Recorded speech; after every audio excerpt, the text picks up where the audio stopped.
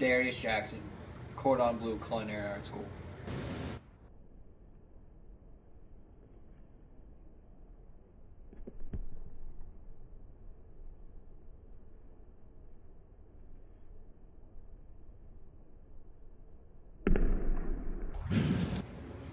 Bradley Jones, Empire Beauty School.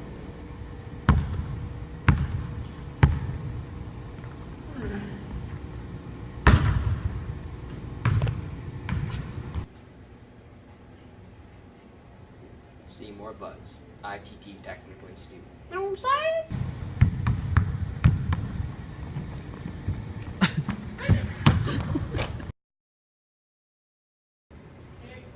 Okay, Jarius. So what do you need to work on for the upcoming NBA Combine? I feel I need to work on my skin tone. Plain and simple. All right.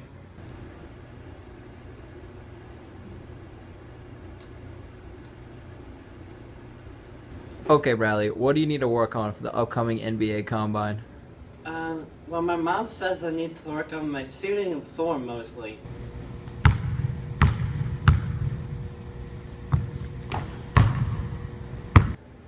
Okay, Seymour. So what do you think you need to work on for the NBA Combine?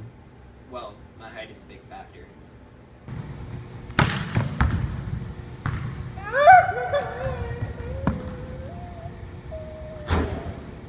And I could use some work on my vertical. And my speed as well.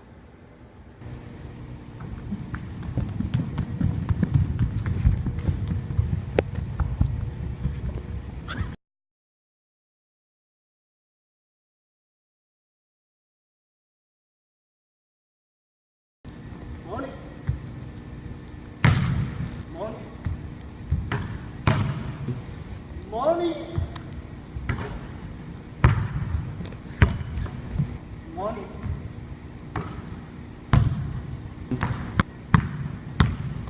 Morning. So, my three-point conversion rate is a little low. So, to improve that, I wanted to test the theory that yelling money after each shot will improve it. So, to do this, I took 20 shots, and to test the proportions, I used a one-prop test with the null hypothesis being the proportion equals to 0.5, and the alternative, the proportion being greater than 0.5.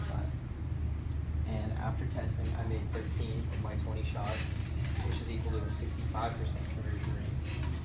So we have to check conditions, so the success failure is they're both greater than 10, or greater than or equal to 10, which means that the distribution is normal.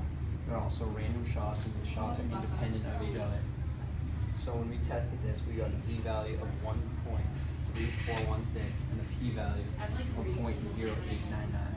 This means that the p-value is high, and we fail to reject the null at the 0.05 alpha level, which means there is not significant evidence that yelling money improves my 3-point percentage.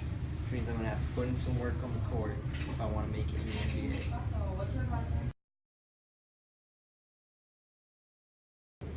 So we're interested in the probability that Bradley makes at least 15 of his 20 free throws.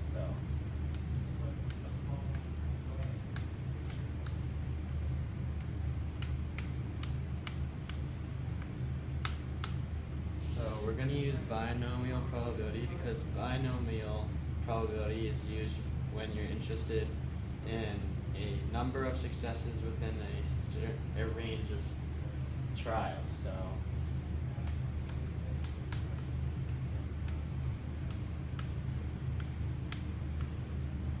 and then we're also going to do 1 minus binomial CDF of 14 because we want the cumulative probabilities of him making 15 to 20.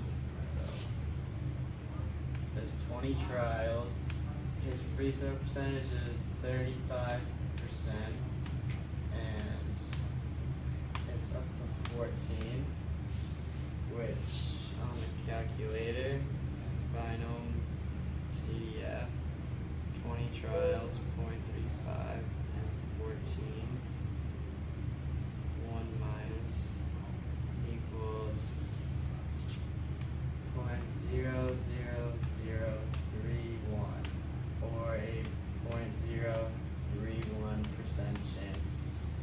him making at least 15 of his 20 free throws.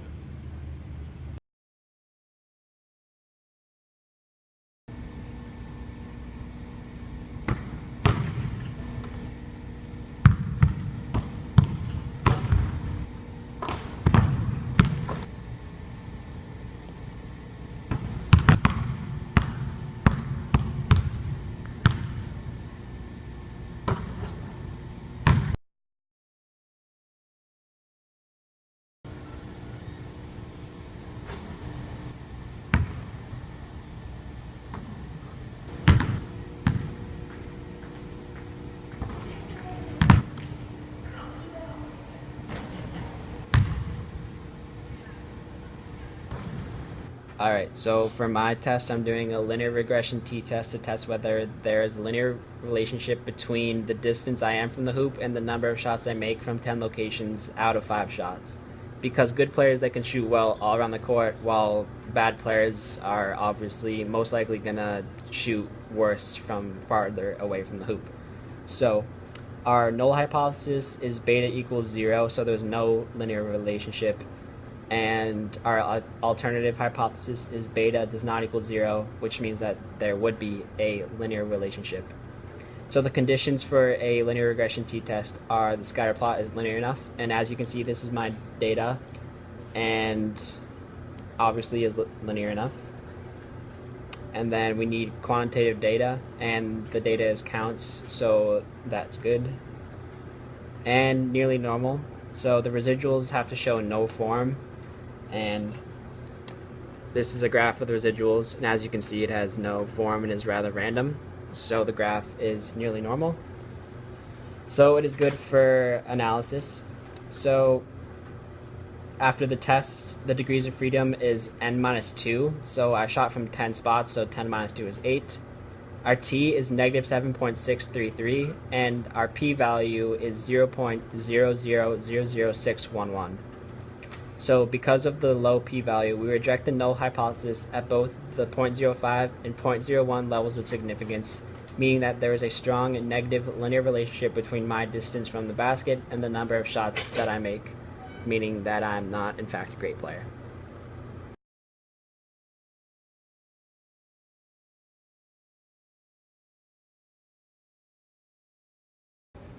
Yeah, I was draining threes out there.